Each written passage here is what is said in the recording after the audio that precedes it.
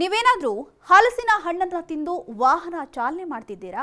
ಇನ್ಮುಂದೆ ಹುಷಾರ್. ಯಾಕಂತ ಹೇಳಿದ್ರೆ ಹಲಸಿನ ಹಣ್ಣಿನಲ್ಲಿ ಆಲ್ಕೋಹಾಲ್ನ ಅಂಶ ಕಂಡು ಬಂದಿದ್ದು ಡ್ರಿಂಕ್ ಅಂಡ್ ಡ್ರೈವ್ ಮಾಡಿದ್ದಾರೆ ಅಂತ ಹೇಳಿ ಟ್ರಾಫಿಕ್ ಪೊಲೀಸರು ಕೇಸ್ ಹಾಕುವಂತಹ ಸಾಧ್ಯತೆ ಇರುತ್ತಂತೆ. ಹೌದು, ಹಲಸಿನ ಹಣ್ಣನ್ನ ತಿಂದು ಡ್ರೈವ್ ಮಾಡ್ತಾ ಇದ್ದಂತಹ ಕೇರಳದ ಕೆಎಸ್ಆರ್ಟಿಸಿ ಚಾಲಕನಲ್ಲಿ ಆಲ್ಕೋಹಾಲ್ ಅಂಶ ಪತ್ತೆಯಾಗಿದ್ದು ಪತ್ತನಂತಿಟ್ಟ ಜಿಲ್ಲೆಯ ಪದಳಂ ಡಿಪೋದಲ್ಲಿ ಪ್ರಕರಣ ಬೆಳಕಿಗೆ ಬಂದಿದೆ. ಹೌದು, ಪ್ರತಿದಿನ ಡಿಪೋದಿಂದ ಬಸ್ ತೆಗೆಯುವಂತಹ ಮುನ್ನ ಚಾಲಕರಿಗೆ ಆಲ್ಕೋಹಾಲ್ ಟೆಸ್ಟ್ ಅನ್ನ ಮಾಡಲಾಗುತ್ತೆ. ಹೀಗೆ ಚೆಕ್ ಮಾಡಿದಾಗ ಮೂವರು ಬಸ್ ಚಾಲಕರಿಗೆ ಶೇಕಡ 10% ಆಲ್ಕೋಹಾಲ್ ಅಂಶ ಕಂಡು ಬಂದಿರುವುದು ಪತ್ತೆಯಾಗಿದೆ. ಆದರೆ ಅವರು ಮದ್ಯಪಾನ ಮಾಡಲಿಲ್ಲ.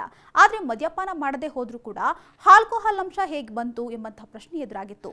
ಕೊನೆಗೆ ನೋಡಿದ್ರೆ ಟೆಸ್ಟ್ ಮಾಡೋಕ್ಕೂ ಮುಂಚೆ ಮೂವರು ಹಲಸಿನ ಹಣ್ಣನ್ನ ತಿಂದಿದ್ರಂತೆ. ಇದರಿಂದ ಅನುಮಾನಗೊಂಡಂತಹ ಅಧಿಕಾರಿಗಳು ನೆಗೆಟಿವ್ ಬಂದಿದ್ದಂತಹ ಡ್ರೈವರ್ ಒಬ್ಬರಿಗೆ ಹಲಸಿನ ಹಣ್ಣನ್ನ ತಿನ್ನಿಸಿ ಪರೀಕ್ಷೆ ಮಾಡಿದ್ದಾರೆ. ಆಗ ಪಾಸಿಟಿವ್ ಬಂದಿದೆ. ಈ ಕುರಿತಾಗಿ ವೈದ್ಯರನ್ನ ಕೇಳಿದಕ್ಕೆ ಹಲಸಿನ ಹಣ್ಣಿನಲ್ಲಿ ಆಲ್ಕೋಹಾಲ್ ಉತ್ಪತ್ತಿಯಾಗುತ್ತೆ. ಫ್ರೆಶ್ ಆಗಿ ಹಲಸಿನ ಹಣ್ಣನ್ನ ತಿಂದ್ರೆ ಅದರಲ್ಲಿ ಆಲ್ಕೋಹಾಲ್ ಇರಲ್ಲ. ಆದರೆ ಹಣ್ಣಾಗಿರ್ತಕ್ಕಂಥ ಹಲಸಿನ ಹಣ್ಣನ್ನ ಸೇವನೆ ಮಾಡಿದ್ರೆ ಆಲ್ಕೋಹಾಲ್ ಅಂಶ ಪತ್ತೆಯಾಗುವಂತಹ ಸಾಧ್ಯತೆ ಇರುತ್ತಂತ ಹೇಳಿದ್ದಾರೆ. ಇನ್ನು ಹಲಸಿನ ಹಣ್ಣಿನಲ್ಲಿ 7 ರಿಂದ 10% ಆಲ್ಕೋಹಾಲ್ ಪತ್ತೆಯಾಗಬಹುದು ಅಂತ ಹೇಳಿದ್ದಾರೆ.